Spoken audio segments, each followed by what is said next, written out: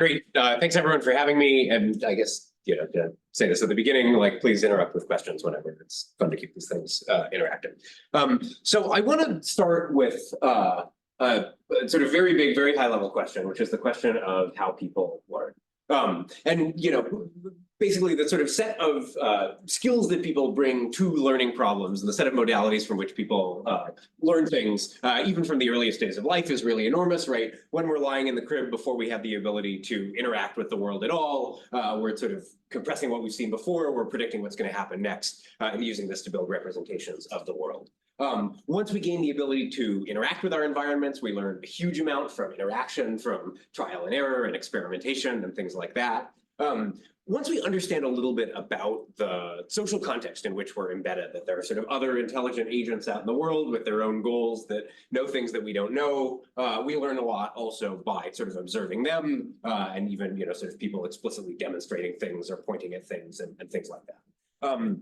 And finally, once we have it, we learn a huge amount from language itself. And the set of things that sort of skills, pieces of knowledge, whatever that we acquire from natural language is really enormous. It includes both factual information about how the world works. It includes procedural information, skills like cooking or programming. And, of course, even some of our knowledge of language itself comes because we've read definitions and dictionaries. We've read encyclopedia articles and things like that. And, I would guess that many of us who are in this room today got here in large part by doing things like reading papers and listening to lectures and things like that.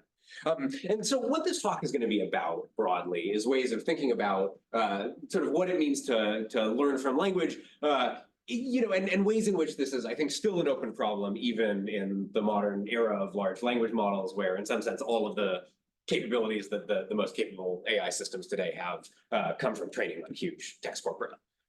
There's going to be two pieces of this talk. The first is going to talk or look at ways of sort of gathering supervision interactively and sort of learning new models for new tasks from very small amounts of data, using language as a kind of supervisory signal. And then the second half of the talk is going to look at actually sort of smarter ways of really just training and updating big language models to do the kinds of things that language models already do. Again, just thinking about kind of what kind of information is embedded in natural language text. So just to dive right into this, looking at this problem of sort of learning by asking questions in natural language, two papers here, the first of which was led by Belinda and Alex, and the second of which was led by Kunal, with actually Belinda and Alex as kind of the senior people. Good. So at a very high level, what is machine learning about? Or what are we doing when we are constructing machine learning? And, if you go into classroom, the sort of story that's typically presented is something like this. Machine learning as a field is about the problem of translating either a labeled or an unlabeled data set into some sort of predictor for some sort of downstream task of interest. And so we have a bunch of algorithms that can take a bunch of data that looks like this and give you out, some model for simulating, for example, the human decision-making process that labeled that data.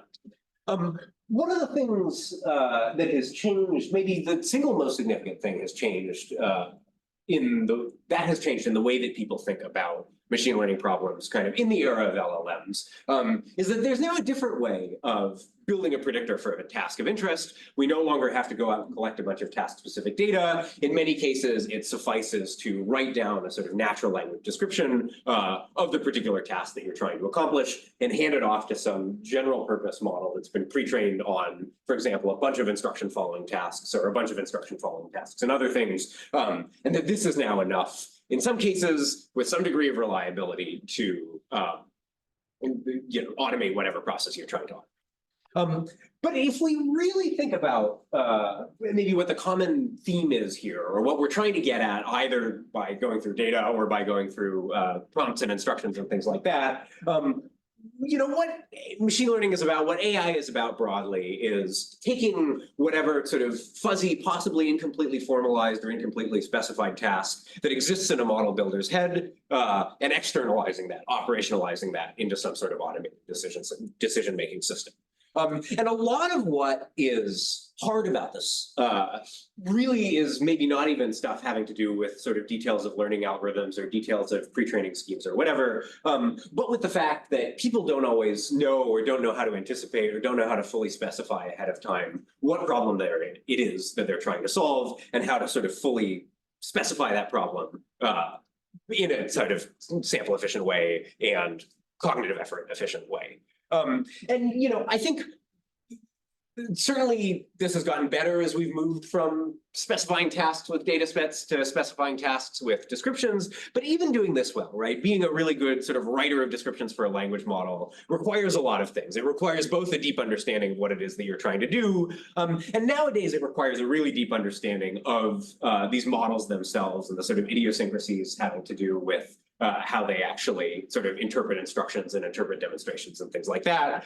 And so we see, and we continue to see every year, lots of papers about just like how sensitive modern LMs are to little details of, choice of words and ordering of examples and things like that in the instruction that we give them. But, as I've been sort of alluding to, I think the deeper thing here, beyond just the fact that right now building these systems requires a deep understanding of models, is just the fact that it requires a deep understanding of tasks that people don't always have. So many software engineers in the world at some point in their lives find themselves with the problem of trying to write a regular expression or something that looks like a regular expression to validate an email address. And maybe an email address with some extra caveats. And it turns out that the set of well-formed email addresses is much, much larger and much, much more complicated than probably anyone in this room has ever thought about, unless you've tried to do this task before. And you can do all kinds of weird things that you as an individual system builder may want to allow or may want to disallow for other reasons. But you can't sort of know whether you want to license backslashes or whatever until you know that somebody might someday come along with an email that has a backslash in it. And so what this first piece of the talk is really about is sort of trying to do a slightly better job of this using the modern ML toolkit. Going straight to the problem of taking this fuzzy and maybe incomplete task specification that exists in a model builder's head and turning it into a system that operationally. And, I guess just to say this one more time, if you look at the way, especially when people are building sort of personalized ML models out in the real world, things like recommendation systems, whether it's for music or movies or websites or whatever, even with everything that's been going on recently, we still basically live in a world where people are communicating their individual preferences via examples rather than with any of these fancier tools that we have right now. And just to say this, slides are a little out of order. Again, I think a lot of this has to do with how difficult it is to anticipate these weird edge cases. So here, as just kind of a fun example of this, is so if you take the ImageNet data set and you train a classifier on all of the classes on basically with any kind of modern system. One of the classes is called beer, and it turns out that any machine learning model you train on ImageNet to be a beer classifier using this data set is actually a man holding beer classifier. And if you have a woman holding beer, if you have beer on the table on its own, it doesn't show up. And this has to do with like really actually subtle things, subtle properties of the natural distribution over images that are hard to know about ahead of time. Okay, so how might we more efficiently cover all of these weird edge cases that we care about, and basically require the system builder to communicate as few bits as possible when they're doing whatever it is that they're trying to do. And it turns out, right, there's a whole big classical literature on versions of this problem. We have the active learning literature that says, well, if I'm trying to do some sort of supervised task, right, mapping from X's to Y's, and I have a big collection of unlabeled data from the distribution that I care about at the end of the day, maybe I can be a little bit smarter in asking which of these examples my human should label, rather than just sort of sampling IID from this distribution. I'm going to choose the examples that are going to, say, reduce my posterior entropy over what the right classifier is, or something like that. And sort of taking this even further, there's this whole optimal experiment design literature that says for many applications, we don't even need to assume that we have a big pool unlabeled data lying around, we can just synthesize unlabeled data directly. So we can search in the entire space of possible inputs to our model for the single one, even if no human has ever, sort of created it, written it down, whatever, that will be most informative to get a label for my model. And these are a step in the right direction, but we're still very much working in the space of examples and asking people to label examples. And I think what this has obviously been building up to right from the beginning of the talk is that with in the modern era, right, with language models and everything that looks like language models, we have a much richer vocabulary of questions that we can ask to a person. So if you think about these active learning methods and these optimal experiment design methods, as coming up with the best way of asking a single kind of question, which is what's the y for this x? Now we can ask lots of other questions. We can just go out and in English or whatever language of our choosing, ask users to specify more explicitly the function that they're trying to implement. Okay, so how might we do this?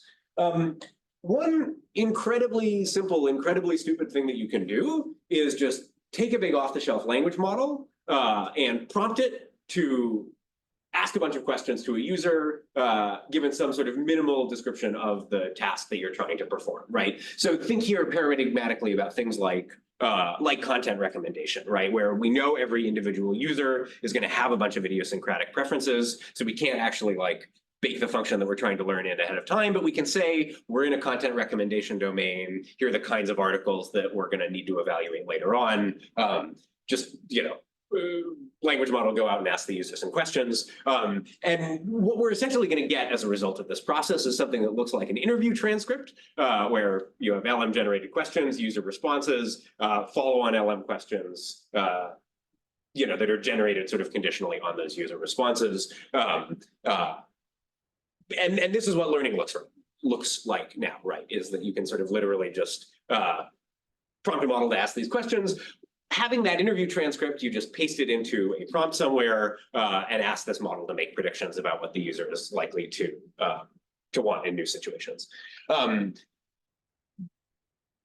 So the first thing that we're going to look at here is a set of experiments doing just this extremely minimal prompt an LM to ask the user some questions and then use the responses. When we evaluate this approach, what we're going to do is after this interview, going to ask the user to go out and label some held out test set themselves with what the answers they would have given. And we're going to measure at the level of individual users the extent to which the predictions we're getting out of our LM match the predictions that we're getting out of or the labels that we're getting out of our person. To make this a little bit more concrete, right, when we say, prompt an LM to ask a user some questions, these things look like this. Your task is to learn what topics a user is interested in reading an article about, seek to understand their interests across topics, blah, blah, blah.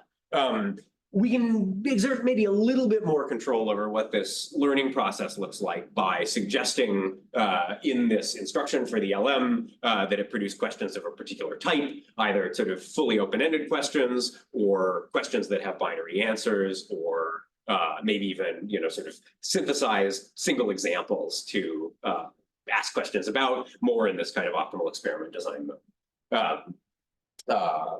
But this is really all the structure that we're providing, and in particular, right, nothing inherited sort of algorithmically from any of these active learning or optimal experiment design or whatever. So truly the dumbest, simplest thing you can imagine doing here. Having done this, again, we just have another instruction that says, here's the transcript, make a prediction. Skipping ahead here. So what does this look like in practice? We're going to be looking at results here on 3 different tasks that involve modeling of individual human preferences. We have this content recommendation domain here, recommending websites to a user that we've been using as a kind of running example here. We have a fun kind of moral decision-making domain where we're trying to figure out the circumstances under which the user would judge it morally acceptable to steal a loaf of bread. And then finally, this email validation domain that we've been talking about before. Does the user, think that this is a well-formed email address or not? Again, I know it's sort of technical domain where there are edge cases that people might have thought about before. Good. So what happens when we do this?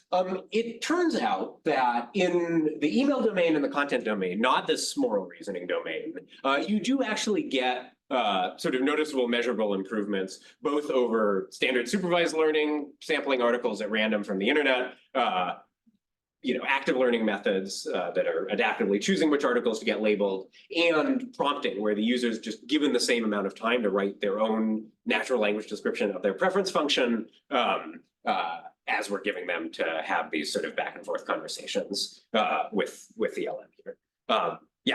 Does the LLM have access to external information in a RAG-like architecture? It does not. Yeah. So it all has to, basically when somebody starts to talk about Reddit, it has to just know what that is. It has to know what Reddit is. Yeah. And there are fancier things that you can do here, some of which I'll talk about momentarily. But yeah, so here we're assuming, there's no RAG. In particular, there's no, this test set that the person is going to label at the end. The model does not have access to at training time, so it doesn't even know anything. It just know anything about the distribution that it's going to be evaluated on. And I guess the main takeaway here is that one, you actually do, in some cases, get pretty substantial differences in performance between different question asking methods, and two, in some subset of these domains, it seems to work, and in one it doesn't. Yeah. When running the test protocol, does each of these methods have the same like font size going in, or are they of different lengths? So the length is going to be determined by so for all of these experiments, we just set a 5-minute timer, and then whatever the method is, we're sort of letting the user use all of that time. And so the length is going to be dependent on basically how much content they were able to generate or label during that 5-minute period. Would be fair to say the open-ended questions like generates more tokens than I guess.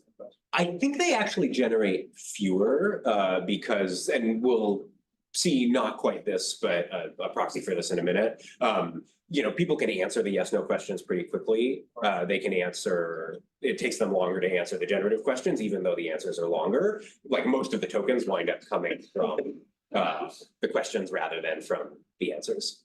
And so I don't think this is an effective length, but it is sort of hard, complicated to disentangle like what the right measure of effort is here. And so we've like fixed one measure of effort, which is the amount of time. And then we're gonna just through surveys look at sort of measured cognitive effort. Good, yeah. So in all of these cases, Yes. Yeah, and we'll actually, I think either the next slide or the slide after that, yes, get to this point, in a more explicit way. Right, so one thing that you might worry about here, because we're, doing a version of this task where the user is talking to an LM, the LM is generating a bunch of specific examples, and only then are we asking the user to go out and label the test set. You might worry about the possibility that this is actually like changing people's expressed preference function during these labelings. And so what we're looking at here is for each test example across these 3 domains, what was the fraction of users that answered, they're all binary classification tasks, what was the fraction of users that gave a positive label versus a negative label, both under the conditions that we were looking at before and a condition where we don't actually do any quote unquote interview at all, and we just show the test set to the user and ask them to label those things. And so I think the main thing to take away from this graph is that there really doesn't seem to be evidence that these models are shifting people's, well, 2 things to take away. One, there's actually like quite a lot of heterogeneity in people's expressed preferences, right? This whole middle region are things where half the users labeled an example one way and half of them labeled another way. And the other thing to notice is that doesn't really seem to be changed by the choice of, or whether you apply one of these elicitation methods. Yeah.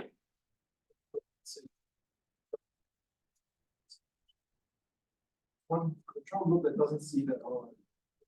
Yeah. The second question, how big are the? I do not remember and off the top of my head. I mean, I'd like 100 ballpark. Yeah.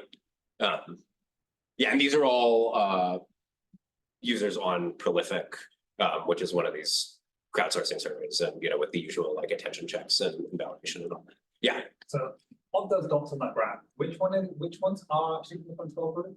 As in the one that. Oh, okay. So every dot is a question, right? In the test set, or an example in the test set. its position on the x-axis is the fraction of people in the control group that answered it, basically labeled the example yes. And on the y-axis is the fraction of people in the treatment group that labeled the example yes. Right, so this checks if the processes bias you towards specifically yes or no. Yeah. But not if they affect how you would. There's also like this counterfactual thing. Yeah, oh, so this is, the experiment that you would like to be, so this is a between subjects design you'd like to do within the within subject design where you give a single individual the elicitation procedure, you ask them to label the test set, and then you erase their mind and you do the task again. Obviously you can't do that, and if you try to do it the other way around, if you try to have them label the test examples ahead of time, then in some sense you're like leaking a bunch of information about the distribution that they might not have known about ahead of time, which is kind of the whole thing that we're trying to get at here. So you can't really do the within subjects version of this in a way that simulates the real world on the axes that we care about. Could you say more about how you're leaking information? Well, so, if you think about, like, one of the reasons a system like this can be useful, right, is that I, as a person who's never like looked at ImageNet before, don't know that there's this very strong correlation between gender and the beer label class. And if I show somebody the test set ahead of time and then I ask them to describe the function of interest, I'm probably going to like reveal to them that these kinds of correlations exist. And one of the things that we're interested in getting at is, are these methods better at? Well, you don't. Yeah. Yeah, so you could, you could do it in the other direction, but I think that's actually a little bit less naturalistic than this version, even though it means you then can't do the more precise version of this. But yeah, great questions. Okay, cool. And then just coming back to the question that was asked before about like sort of how much data is coming out of these users, it's hard to quantify, or you can look at like length, but it's hard to figure out how many like useful bits of information are coming out of that. You can also just give people surveys and say sort of how mentally demanding was this task. And it seems to be the case that basically across these domains, there aren't meaningful differences in the cognitive effort involved in doing these things, even though one of them literally just requires the user to type yes or no, and the other requires them to type sort of longer responses to make open-ended questions. Okay, good. So, this thing that we just did was like one of these projects that when, the LLM thing happened, I swore that I would never do. It's in some sense just like a prompt engineering project and some good evaluation. A natural next question is whether we can actually take all of those good ideas from this active learning and optimal experiment design literature and all that to do this process better. So one thing I'll say is that sort of concurrently with all of this, shortly after we put this on archive, Kevin Ellis's group at Cornell put out a very similar thing that says, well, what if you think about the scenario where you have access to the test set, you as the model, when you're asking the user questions. And this is like a reasonable assumption to make, especially in the sort of content recommendation domain. They were looking at, I think, like Amazon product recommendations, where maybe at the end of the day, you just want the user to sort of give you a thumbs up or thumbs down answer to one particular question. And more about the sort of context for that question than the user, and you don't want to present all of it to them. And so they found that one thing that you can do there is basically generate a bunch of questions using a procedure that we're talking about like this, and then re-rank them according to how much they decrease the entropy of your posterior on the labels over the test example or test examples. And what we're going to look at next is maybe you can think of as kind of a refinement of that idea, two settings where you don't necessarily have access to the test set, but you do have some way of computing something that looks like a posterior entropy. And so what we're going to do here in particular is, rather than using RLM to sort of do the whole question generation, question asking, question evaluation process itself, we're just going to use it as a kind of auto formalization tool. We are going to say, in some new domain of interest, give me a set of features that I can compute on my real world messy examples, such that the decision that I'm actually trying to make is expressible as a linear function of those features. And once we live in the land of linear classifiers, we can throw the whole optimal experiment design toolkit at this problem. And to sort of refine a little bit what this looks like, because it does actually get a little bit complicated, I just want to step through this in more detail.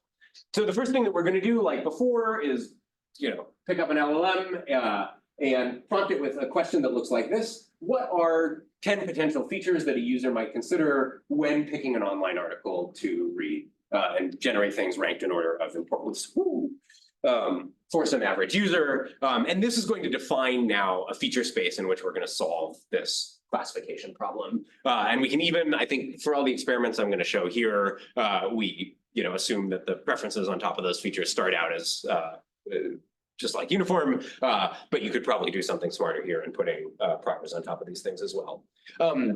Okay, and now we have something that looks like a linear classification problem, right? I want to fit a linear classifier that sits on top of features in this feature space that makes the right judgments about what the human wants, assuming their preferences are actually expressible. It's sort of linear in this space. And so, you can do, using these Bayesian experiment design things, compute what's the single, for example, pairwise comparison, if the queries that we want to use here are pairwise comparisons, that will reduce my posterior entropy over the parameters of this model that I'm trying to fit the most. And this is going to give you some sort of feature vector that looks like, well, maybe the most informative thing right now is to compare the abstract feature vector like sports 0.8, cooking 0.3, travel 0.1 to sports 0.3, cooking 0.3,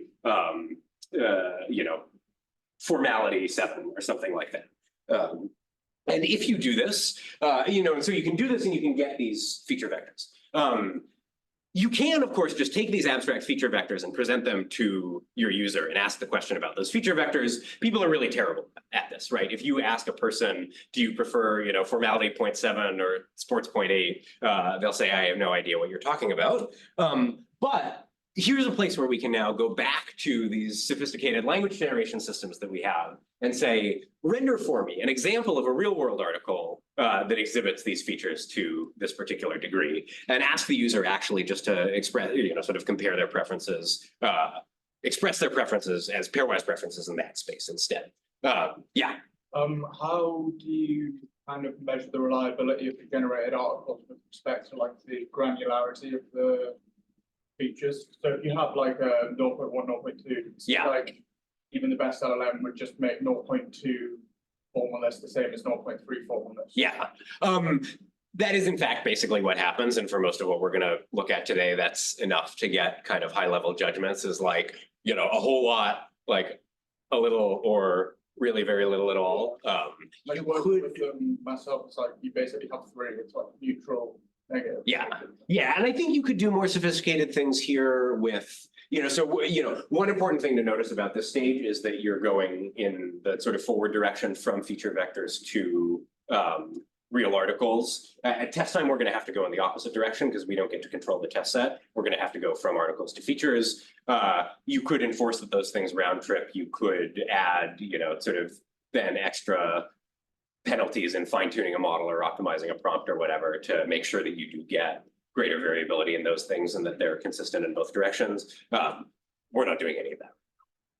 Yeah. Okay, good. So we have now, a sort of natural looking question that we can present to the user and ask for their preferences. They'll give us a judgment. And the assumption here is that their judgment over these two sort of concrete news articles that we just showed them is also a judgment about these abstract features that we use to generate those news articles. And so we can, again, now just do our sort of standard update here, assuming some model of, sort of model of human preferences that's linear in this feature space.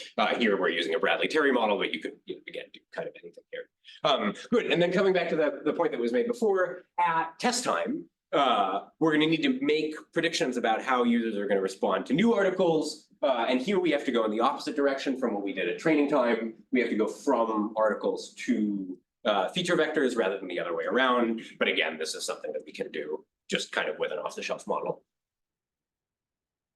Good, and then this is a way of getting labels. So how well does this do? we can look at this on a couple of different axes. So first of all, over here, this orange bar corresponds basically to the open-ended question experiment in the just do everything with prompt in thing that we were looking at before. We reran this experiment, we replicate that this works in this particular version of the content domain, which is nice. As we move to the left, one of the things that we've changed here in this sort of as we move to the structured question asking setting, is that we've gone from open-ended questions to these pairwise questions. And we actually didn't evaluate a pairwise question strategy before. We did that now. And it turns out that LMs natively are not good at generating informative pairwise questions when you just prompt them to do so, such that the metric's a little bit complicated here, but basically you don't do significantly better than chance there. Another thing that you can do is just ask users to, sort of once you've generated the list of feature vectors, write down how important each of those features is, either ordinally or, with sort of actual scalar weights attached to them. People can do this under a couple of different ways of then interpreting those as constraints on the posterior. You maybe you're making a little headroom, but again, not obviously doing better than chance. And then skipping for a minute all the way to the right of the graph, this is what happens if you do this whole loop that I described before, including both the sort of LM-driven translation in and out of this abstract feature space and sort of selection of questions and training of the model and all that outside the LM using classical techniques. There's a sort of funny intermediate thing that you can do, which is the following. You can take these pairwise questions that the model generated for itself. And rather than just pasting the transcript of the conversation with pairwise questions into the prompt and making predictions like we did before, you can do the rest of the loop that we were looking at sort of offline. Say, okay, now that I have this transcript of an interaction with a human user, come up with a set of features that explains the judgments that the human is making, train a linear model offline, and then run that linear model at test time rather than running the actual LM. And the cool thing is that that actually works decently well. And this was very surprising to us, and I think is something that is worth digging into more. But basically, is a case where this is trying to do normal in context learning, and normal in context learning doesn't work. And this is using the LM to featureize the prompt, and then just training a little logistic regression model on top of the prompt rather than trying to do ICL. And surprisingly, that gives you, not all of the improvement here, but some of it. Yeah.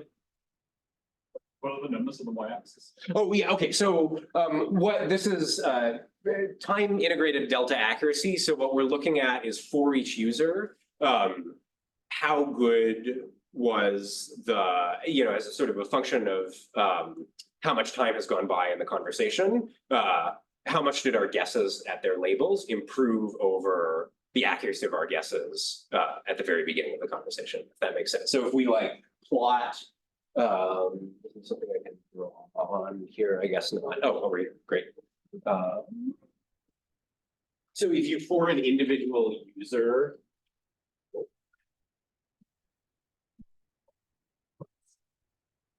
good enough.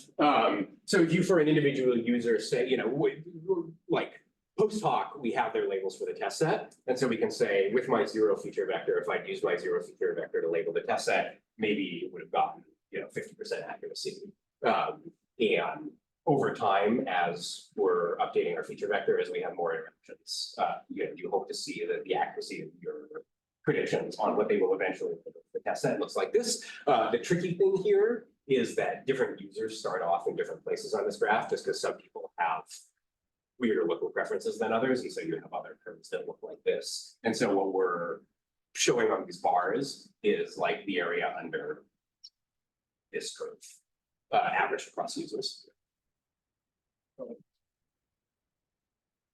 You can do this a couple of different, so one, because things are, this is a linear operation. This is the same as not doing the averaging for before. It's just that the variance is a little bit higher, but the curves all look the same shape and the numbers are the same up to a constant. And it's really just a way of reducing our variance and in the estimate of the accuracy. Yeah. Wouldn't 0 just mean that you haven't changed someone's preferences? No, well, so it's not that you've changed somebody's preferences, right? Because Was like where you were at the start, where you were at the end, but the interaction was the same. well, you could get the same, so basically, like, suppose my prior, what I did to initialize the weight vector was that everybody hates everything all the time. There is some user out there in the world who actually does hate everything all the time. And for that person, we're going to start out at 90%, and we're not going to get much better. For a different user who likes 50% of things, we're going to label 50% of things correctly as wrong, and 50% of things incorrectly as wrong. And what you hope to see over time is that some of those things are moving from the incorrect wrong bucket into the correctly labeled right bucket. It could be that you like go too far in the opposite direction, and now your model at the end of training labels everything as good rather than everything as bad. And in that case, you still see, a curve that looks like that, but the actual labels are changing if you want to do that. Yeah. So I guess over the course of this process, is the model always getting the same things right and the same things wrong, or does it? No. Yeah, so the actual labeling of the test set changes over time. Yeah. Seems like the experiment is getting worse. Yes. The error bars are big enough that I wouldn't read too much into that, so much as just like not working. And I think that's just that these transcripts of pairwise preferences are kind of hard to interpret. This is GPT 3.5. We've done this also with Mixtral, and everything is like a little bit worse, but kind of similar. So yeah. This is something that I expect to change, and those numbers to get better, but right now it seems to be the case that actually the pairwise thing is sort of hard to interpret. Yeah. Yeah, so just going on that further, so like if you're giving pairs, but meaning if you're getting more of the test labels wrong, what does that suggest about the model? Like, because the score is negative. Yeah, It's labeling more stuff wrong at the end than Yeah. at the beginning. yeah. So pairwise comparisons is giving. It's like, then it's not that they're not informative, they're like negatively informative. Yeah, again, I don't know like how strongly I would read things into that, but I think there's some effect of, just like independently of the individual example, the prior is going to move in one direction or another. And, in particular, there's a thing that can happen with these pairwise or with the sort of LM open-ended generation or even LM pairwise generation that's not being steered in a top-down way, that like, the first two questions it asks are about sports, and then, through whatever, like prompting still doesn't really work, and it sees that the last two questions were about sports, and it concludes the task is about ask questions about sports forever. And so now, maybe the user loves sports, and so the user's just saying yes to every like I prefer sports articles judgment that's getting generated, and there's only one such article in the test set. But your linear model has seen, okay, the label to like every comparison here was, yeah. But interestingly, that is useful enough for the other population that you have to be important. Yeah. Yeah. So I think, again, it's like a combination of those two things that like models. I think there's a lot more, like psychology or whatever that you could do here to understand what's going on, but it's both the case that it's, the questions are worse, or seem to be worse with some big error bars, but also that it's like pretty hard to interpret those pairwise things in the context. Yeah. Okay. We're doing on time. Oh, okay. Was this supposed to be 45 minutes? Trying to do my work. Okay, cool. I will go very quickly through the second half, but to sort of wrap up here, I think the high level takeaway is just that you can, some preliminary evidence that you can do these free-form interactions with users in natural language, and in some cases, get systems out that are a little bit more accurate with the same level of mental effort. But, big challenges here, both in building models that can like robustly ask more interesting questions on their own. It helps to have a little bit of scaffolding right now. Obviously, this assumption that your decision function is linear is a big constraint. The assumption that you can just like pre-generate for the domain of interest all of the features ahead of time is a really big constraint. And I think there's a super interesting like technical problem here about how do you recognize when it's time to introduce a new feature and figure out which feature to introduce. But you know, you can do a simple version of this and it works. Okay. Very quickly, shifting gears a lot. One of the things, and maybe even something that explains a little bit of what we're seeing before, is that current language models don't do a great job of giving you consistent judgments across individual queries, right? And so if you ask some state-of-the-art model, what's the probability that the statement Emperor Meiji was the last Japanese emperor is true? It says it's more likely true than false. If you say he was the first emperor of modern Japan, it also says it's more likely true than false. If you ask it all the other sort of statements that exist in this constellation of related facts, like who is he, you know, he was succeeded by whoever the emperor after Meiji was, it'll also say that that's probable. And so you can wind up in a state where models are willing to assign high probability to collections of mutually incompatible statements. Yeah. And that's when you're asking them questions. So here, to get these probabilities that I'm showing, we've said here's a statement, this you know, with a prompt that sort of sets it up so that you know the answer is going to be yes or no. What's the probability? You know, is the statement true or false? What's the probability that the language model answers that question true or false? Yeah. And this is a problem, right? Because we, you know, for most applications, especially involving factuality, would like these things to have some sort of internally consistent model of the world, or as close to that as we can get. It's also the case, right, that models change. The facts in the world change, things go out of date. You know, maybe we discover, this is sort of a goofy example, but next week that country music actually originated right here rather than in the US.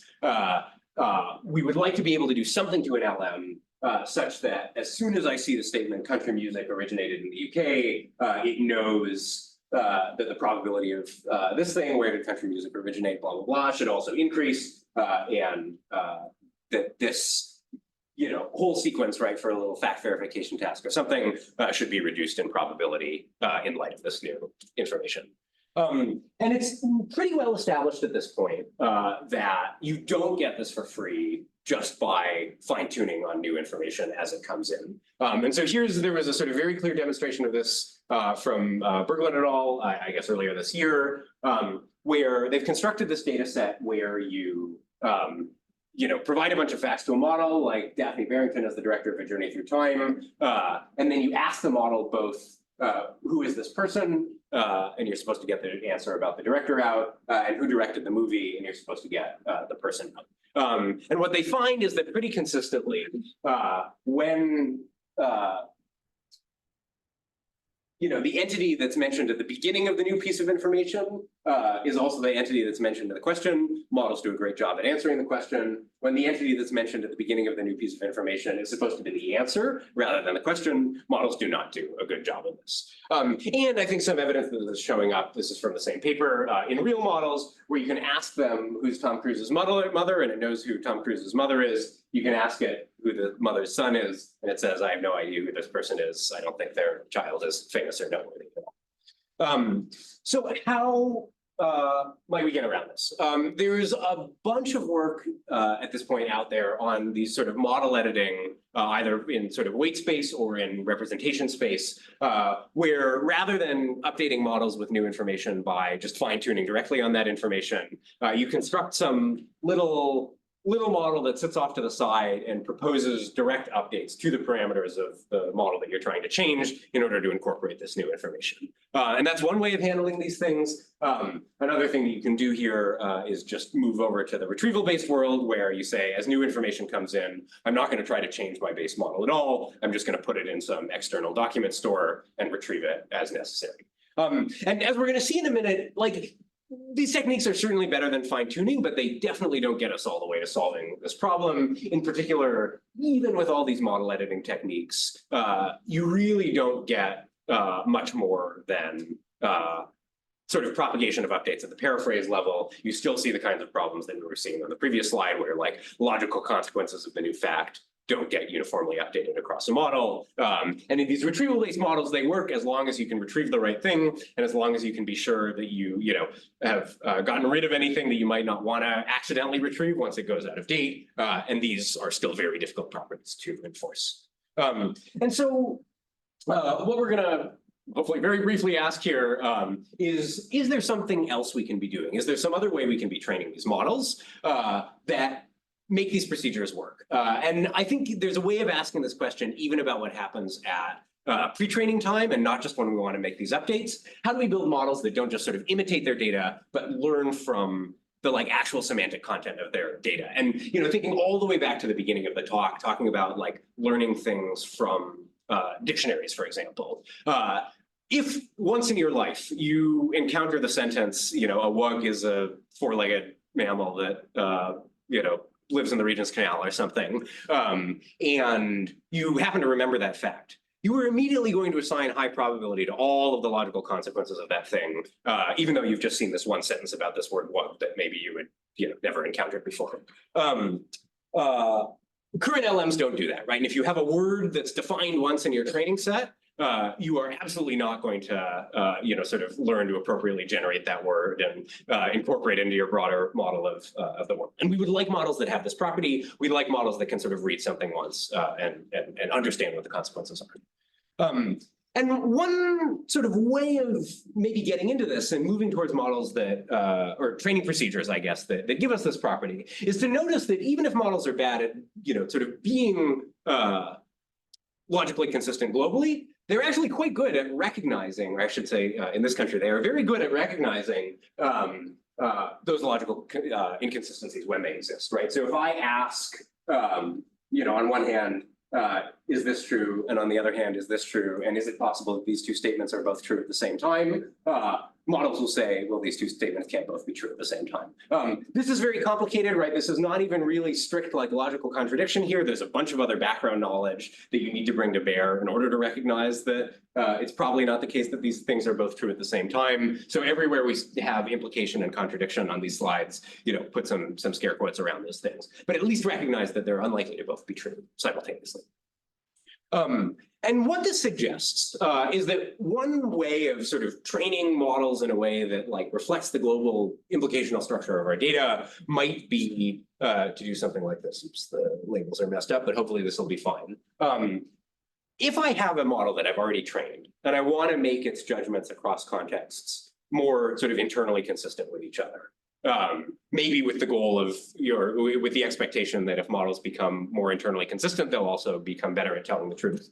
One thing I can do is just, sample a statement from the model, sample the sort of neighborhood of related statements around that initial statement, things that can't be true at the same time or are unlikely to be true at the same time, things that are definitely logically implied, all that, and ask the model to go through and actually label all of the implication relations between these things. And once we've done that,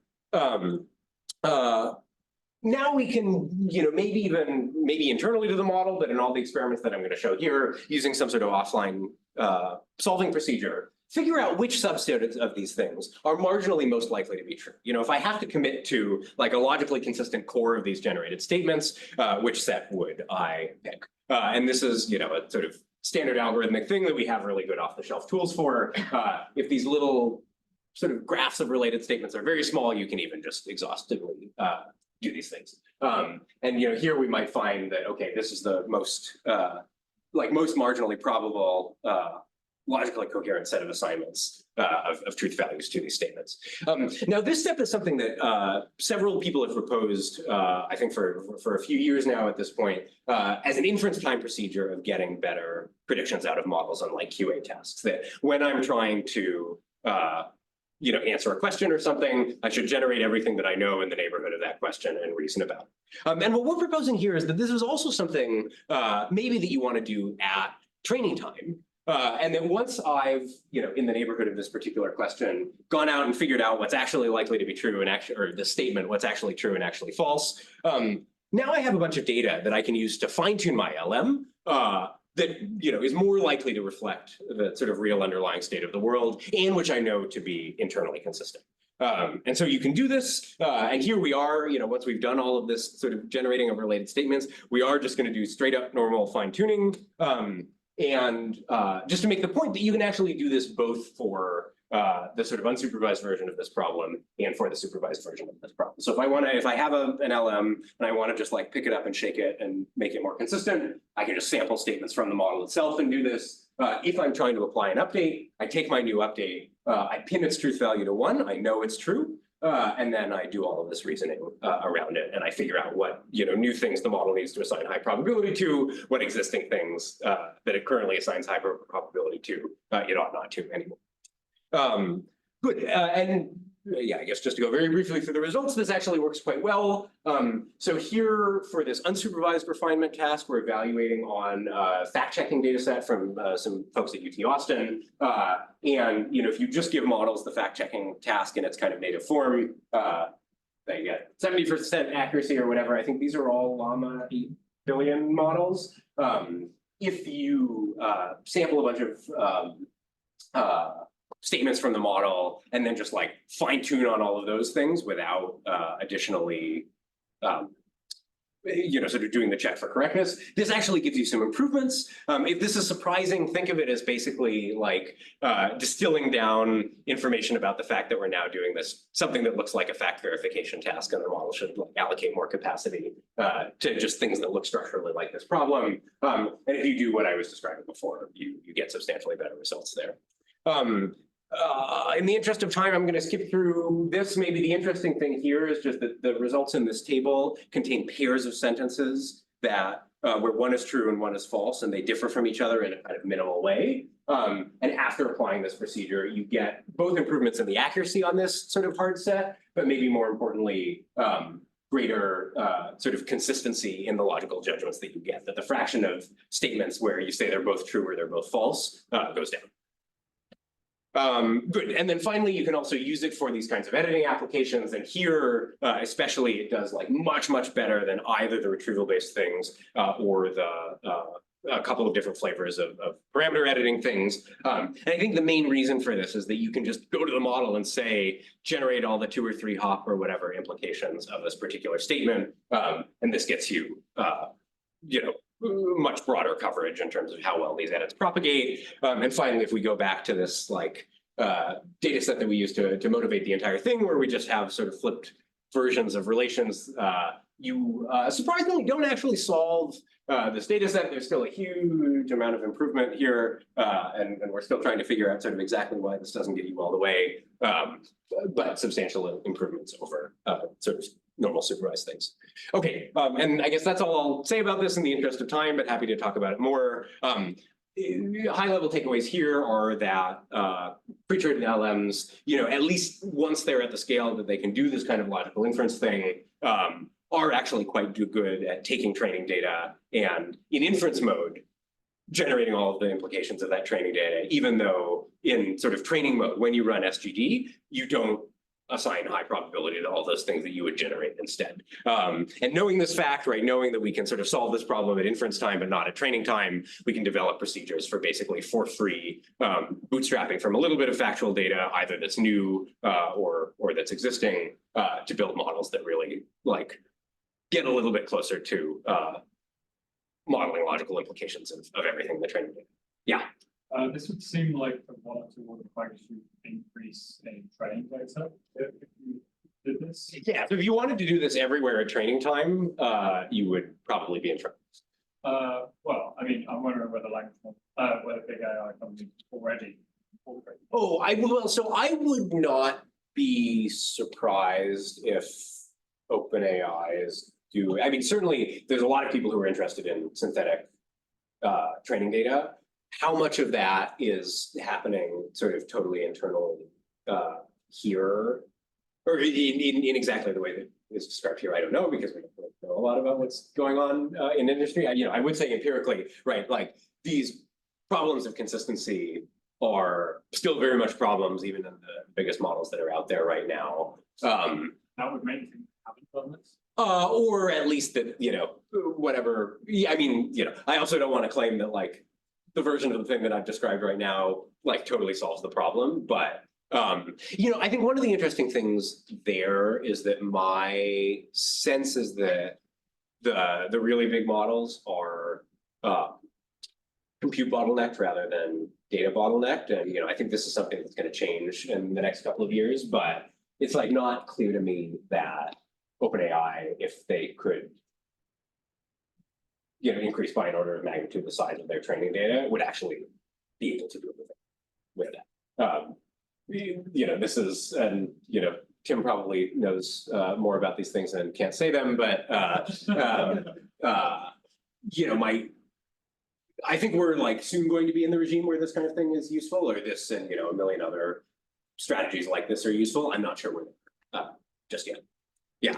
Maybe on that, I'm wondering, I guess you've seen like these models now using larger and larger context windows. I feel like it seems like we nowadays can do much more directly in language space, right? Yeah. Instead of like necessarily having to go to supervised fine tuning or LHF. Yeah. So how do you see that future basically interplaying with like the things you're presenting here? Yeah, well, so I think a couple of things, just like conceptually, right? These RAG type models, it's like not actually clear where to put the cut between stuff that lives in the parameters and stuff that lives in the weights. And if we think, for example, about definitions, I have not seen any evidence right now, and it'd be a little surprising to me if you can redefine all of the words in the context, or super low level things that govern how you process language in the first place, and have in the context like whatever, WUG is a synonym for dance, and then there's a question about dancing at test time, and you have a news article about WUGing at training time. That RAG systems are actually able to do that kind of like, or I guess not even RAG systems, but like models with very long contexts are able to learn new things about how language works, just like in the course of their forward pass, right? So you can imagine, and this is something even, there were some OpenAI people at MIT a couple of weeks ago, and we're talking about, what if we could just build a system that was really, really, really good at reasoning and had no world knowledge at all inside it, such that, exactly what you're describing. Learning just means like sticking things into the context and then like assimilating them in the forward pass. The like most extreme version of that position says the model is going to be learning English from scratch every time you do a single forward pass through the model. And I think that seems like a bad idea if it's even possible in the first place for some very futuristic model. And anywhere short of, or, I guess it's also not really clear what it would mean to be really good at reasoning and not know anything about English. Short of that, I think there are always going to be changes with global consequences for your like world model that you really need to have assimilated into the reasoning process itself. Let me just quickly, one of the things I found really intriguing in the first part of your talk, right, is that you said, okay, we can do RLHF, we can ask people about their preference, but maybe there's a richer signal where they actually describe kind of practice about what is it that they actually prefer. And if I take that together with like the kind of context lengths that are nowadays possible, right, 2 million up to 10 million, and they actually make use of that context, right? It's not just a fancy number. I find it interesting to think, based on what you said, about, eventually we can point these models at certain books, for example, about ethics and moral stuff, right? And maybe they read these books and then they have incorporate more value framework that we humans would like to see, right? So I feel like I'm just wondering to what extent you see RHF maybe dying out going forward. I think there's a couple of things there, right? There's like one, to what extent are books about ethics like actually, the distilled out representations of real human moral judgments about anything. And the two is that there's no such thing as like, the mean real human moral judgment. You need to do some amount of specialization. Certainly the way we do our LHF right now doesn't,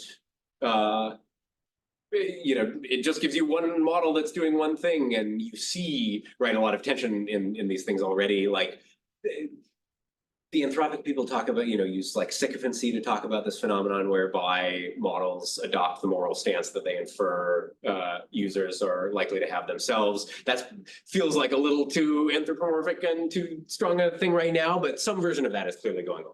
Where if you think about what a language model is, it tries to guess who is writing the document that you're looking at right now, and then complete the document in the manner that that person would have done so.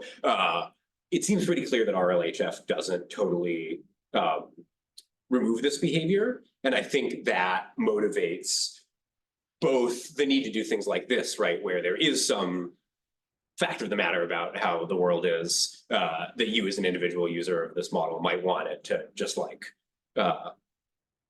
enforce globally, even though everybody in the training data believe different things because, 10% of them are conspiracy theorists and 30% of them were writing 100 years ago and things like that. And then the other piece is that, to the extent that you do have idiosyncratic user preferences, we need much better ways of extracting those from users. And then what you do with that preference data, right, whether you stick it into the context, whether you fine tune on it, whatever, I feel like I don't have super strong opinions about. But I think we need better tools for doing that right now. So is RLHF going to die? I think the version of RLHF that's like ask a heterogeneous population of people to give you pairwise preferences over current samples from the model, like 100%. Whether you then move to a world where all of that control is being exerted by somebody just like writing a really detailed description of the model that you actually want, I think we're not smart enough to write, and we'll need some automated tools to help us do that writing. And then what those automated tools look like. One thing that we're like thinking about in this context right now is if you are in one of these kind of formal preference learning frameworks, right? This is basically RLHF in terms of you're getting pairwise preference data, you're fitting a Bradley-Carey model. There are technical reasons to want to do this. Obviously, this is still also how we like train big LMs right now. The downside of this is that now the feedback that you're getting from the user is actually quite impoverished. And you would like the user to be able to say, I prefer A to B because blah, blah, blah. And so I think there's a bunch of interesting ways in which this can hook into all the work that people do on sort of learning from explanations to make better use of a loop that looks like this, either in an RLHF context or elsewhere. Yeah. Do you have intuitions about how humans do this kind of like achieving consistent beliefs? Like when I learn something about the world. Oh, I mean, we don't. Getting a Yeah. Oh, I mean, a little bit, right? But Yeah. like, that process, do you think it's more like I'm updating some entry in some global knowledge base I have, or is it more like I'm doing this local propagation of consistency? yeah, I think it has to be, I am not a psychologist, but like, it has to be some kind of local propagation thing in the sense that, in the same way that we probably don't want a language model to be like recapitulating the entire history of the universe from scratch and then, marginalizing overall possible histories that are consistent with the data that you've seen. People are also not doing this, and you can definitely wind up in inconsistent states. As just like a real example, so we recently moved buildings across the street, and a bunch of my colleagues came with me. And on Sunday recently, I went to Leslie Kelling's old office, and then discovered that it was totally abandoned and nobody was there anymore. And like immediately before I did that, I would have assented to all of the following statements if you ask them independently, like Leslie has moved to the new building and Leslie's old office is, or Leslie's current office is blah, blah, blah. Or if I want to meet Leslie, I should go to this location. So yeah.